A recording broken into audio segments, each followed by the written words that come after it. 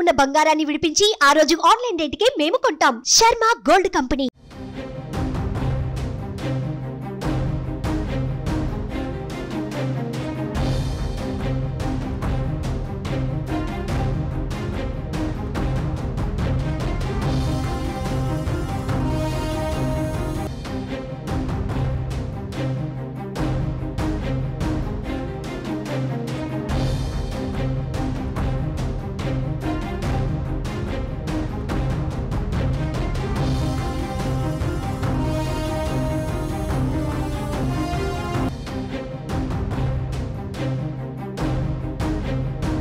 TDP జాతీయ ప్రధాన కార్యదర్శి నారా లోకేష్ అసాధ్యాన్ని సుసాధ్యం చేశారు. మంగళగిరిలో విజయ ఢంకా మోగించారు.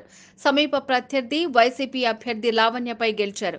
దీంతో టీడీపీ దశాబ్దాలుగా గెలవని మంగళగిరి అసెంబ్లీ స్థానంలో ఆ పార్టీ జెండా ఎగరేసి చరిత్ర సృష్టించారు. ఇప్పటి వరకు ఈ నియోజకవర్గంలో 15 సార్లు ఎన్నికలు జరిగితే టీడీపీ కేవలం 2 సార్లు మాత్రమే గెలిచింది.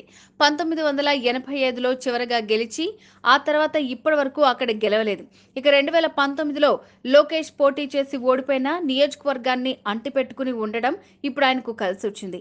అలాగే నియోజకవర్గంలో వివిధ సేవా కార్యక్రమాలు చేపట్టడం ఆయనపై ప్రజల్లో సానుకూలతను పెంచాయి అనడంలో ఎలాంటి సందేహం లేదు.